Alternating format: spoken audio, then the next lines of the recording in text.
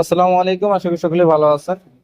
আজকের ভিডিওর বিষয়টা হচ্ছে আপনারা দেখতেছেন এখানে একটা সার্কিট, যেটা আসলে বাইরে থেকে দেখে বোঝা অনেকটাই কঠিন যে আসলে এটা কৃষি। তা আপনাদের সর্বপ্রথম বলে রাখি, যাদের এসি অন হয় মাঝে মাঝে অন হয় না, তাদের যে সমস্যাটা, এই সমস্যাটা সমাধান। হ্যাঁ, আপনার এসি মাঝে মাঝে রিমোট অন করলে রিমোট থেকে অফ অন হয়, কিন্তু আমার এসিটা অন হয় হয় না, অফ হয় হয় না, বা অন হয়েছে আর অফ করতে পারতেছেন না। আবার অনেক সময় অন হয়েছে অফ করতে পারতেছেন, অফ হয়েছে অন করতে পারতেছেন না। যাক, এই বিষয়টাই। তো যাদের এই সমস্যাটা তারা আসলে ধৈর্য সহকারে দেখেন, সমাধান পেয়ে যাবেন। এই যে আমি সর্বপ্রথম আপনাদেরকে রিমোটের ফাংশনে যাই, সার্কিটটা কি পড়ে যায়, এটা যেহেতু ভিতরের বিষয়, এটা একটু পড়ে যায়। দুইটা সমস্যাই হয়, এটা থেকেও হয় এটা থেকেও হয়। তা আমার এখানে যে রিমোটটা, রিমোট দেখা যাচ্ছে ঠিকঠাক আছে। তাই এই রিমোটটা সর্বপ্রথম হচ্ছে আপনি, এটা আমার ভিডিও চলতেছে দেখে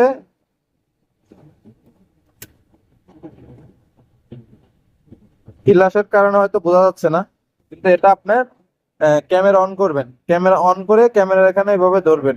ধরলেই এখানে একটা বেগুনি কালার আলো জ্বলবে। হ্যাঁ, এইটা একটা বিষয় হলো, আলো জ্বলবে অর্থাৎ আহ, এইটা গেল। আর একটা বিষয় হচ্ছে যে আমরা শীতের সময় কিন্তু রিমোটের ব্যাটারিটা ভিতরে ভরে রাখি। রিমোটের যে ব্যাটারি গুলো আছে এগুলো আমরা ভিতরে ভরে রাখি এইভাবে। ব্যাটারি ভরে থাকার কারণে আমাদের যে সমস্যাটা হয়, সেই সমস্যাটা হচ্ছে এরকম হয়, এই দেখেন, বা জংকার ধরে যায়। এই যে এরকম জং ধরে, এরকম জং ধরার কারণে ব্যাটারি লুজ কানেকশন হয়। আবার হ্যাঁ, অনেক সময় কিন্তু সম্পূর্ণ ওকে থাকেন। এই দেখেন, ওকে থাকলে কি হবে, ভিতরে জং ধরে ভেঙে গেছে এরকম, ভিতরে জং ধরে ভেঙে গেছে, এই জন্য ব্যাটারি পায় পায় না, পায় পায় না। নতুন ব্যাটারি লাগালেও পায় পায় না। ওই সময় এটা হচ্ছে আপনাদেরকে খুলে সার্ভিস করতে হবে। যে কোনো টেকনিশিয়ান বা যেখানে রিমোট, এসি টিভি রিমোট যেখানে মেরামত করা হয় বা এই সার্ভিস করে, ওখানে নিয়ে গেলেও তারা জিনিসটা খুলে যদি সারার মতো হয় তাহলে সেটা দিতে পারবে বা ওকে করতে পারবে। আর যদি দেখেন যে না, রিমোটের কিন্তু সারার মতো কিছু নাই, এর ভিতরে একটা অনলি বোর্ড আছে, তাছাড়া এটা যে মেরামত করার মতো এরকম কিছু নাই, তো তখন আপনাদের ওইটা এই যদি এই যে এরকম হয়, যেমন আমার এই রিমোটটা সব ভালো, এই জায়গা জং ধরার কারণে আমি এখানে কিন্তু এই যে তার তার দিয়ে রাখছি, ব্যাটারি কানেকশন পাইলে আমার রিমোটটা অন হয়ে যায়। এইভাবে কিন্তু এই যে এটা কিন্তু ভেঙে গেছে, এই পাশের মধ্যে ছিল। এই গেল প্রথম পর্ব। আবার আর একটা বিষয়, অনেক সময় রিমোট পড়ে যায়, পড়ে যাওয়ার পর আপনার যে যেখানে যে এটা আছে এলডিআর এর মতো যে সেন্সরের কাজ করে, এইটা কিন্তু অনেক সময় বডি থেকে বা এই বোর্ড থেকে লুজ কানেকশন হয়ে যায় বা ফাটে যায়, ঝালাইটা ফাইটে যায়। জ্বালাইটা যখন ফাইটে যায় বা ওখান থেকে ছুটে যায়, তখন কিন্তু লাইন পাবে না। এই প্রথম পর্ব গেল, রিমোটের ফাংশন গেল। আর এই রিমোটের সমাধানটা যেভাবে করবেন, মেকারের দোকানে নিয়ে গেলেও করবেন। আর একটা বিষয়, শীতের সময় আপনাদের এসিটা যখন বন্ধ থাকবে বা আর চালানোর প্রয়োজন হবে না, আপনারা রিমোটের ব্যাটারি গুলা সুন্দর করে এইভাবে খুলে রেখে দিবেন। ব্যাটারি গুলা খুলে এভাবে রেখে দিবেন। খুলে রেখে দিলে আপনার রিমোটের এই যে গার্ড গুলা চকচকা থাকবে, রিমোটের কাঠগুলো চকচকা থাকবে। তো ভিডিওটা বড় হয়ে যাচ্ছে আসলে, যাদের দরকার তাদের কাছে আসলে খুবই ভালো লাগতেছে, যাদের দরকার নাই তাদের কাছে মনে হচ্ছে এত কথা বলে কেন। বিষয়টা সেরকম। হ্যাঁ, আপনার যেটা প্রয়োজন ওইটা পাইলে আপনি খুশি, প্রয়োজন আগ পর্যন্ত আপনার কাছে খুবই আগ্রহ। হ্যাঁ, তো এইটা গেল। এখন দ্বিতীয় পর্ব হচ্ছে আমাদের সার্কিট। রিমোট ঠিক আছে, সম্পূর্ণ ওকে আছে, যেগুলা বলছে সব চেক করছেন, ওকে আছে, ক্যামেরা দিয়ে দেখাইছেন, ওকে আছে, ব্যাটারি কানেকশন সব ওকে আছে, নতুন ব্যাটারি। তা পরবর্তীতে তাহলে এখন কি হচ্ছে, সার্কিট থেকে সমস্যাটা করতেছে। সার্কিট থেকে দুই জায়গা সমস্যা করতে পারে। তা দুই জায়গার ভিতরে প্রথমত হচ্ছে সার্কিটের যে ডিসপ্লেটা থাকে, এক এক এসিতে এক এক মডেলের এক এক সিস্টেমের ডিসপ্লে থাকতে পারে, এক এক ক্যাটাগরি ডিসপ্লে থাকতে পারে। তবে যে সিস্টেমে যে মডেলের ডিসপ্লে থাকুক, ডিসপ্লের ভিতরে এই এই যে সেন্সর আছে, এটা এলডিআর বলে বা অন্য কিছু বলতে পারে, এটার নাম সঠিকটা জানা হয় না, নাই জানা নাই।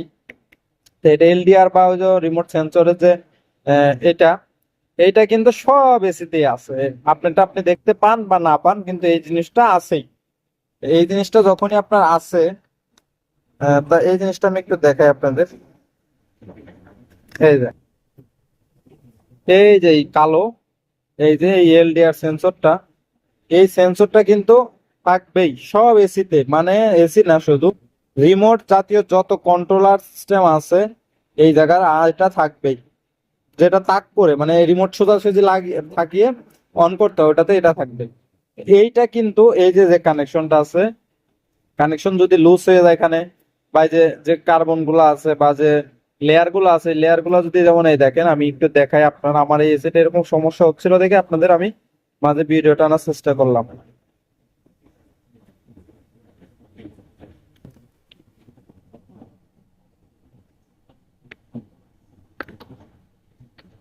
এই দেখা যাচ্ছে, এই দেখেন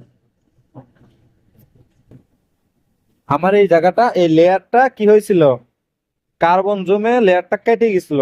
লেয়ারটা না পাওয়ার কারণে কিন্তু আমার সেন্সরটা মাঝে মাঝে কাজ করতো, মাঝে মাঝে করতো না।